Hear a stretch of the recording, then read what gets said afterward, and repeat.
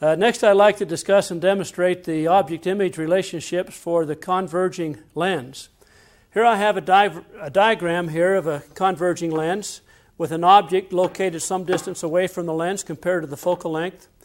And we see that an image is formed on the opposite side. Notice it's an inverted image. It's, in this case, reduced in size. And it's a real image. And we'll demonstrate that here in just a minute. Here I have the object moved up closer to the focal point. And notice what happens then is that the image gets moved further back. The image is still inverted, and in this case it's enlarged, but it's still a real image.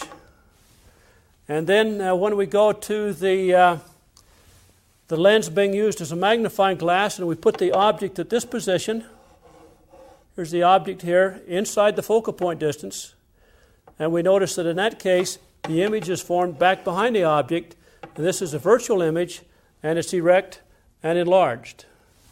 Object image diagrams for the converging lens.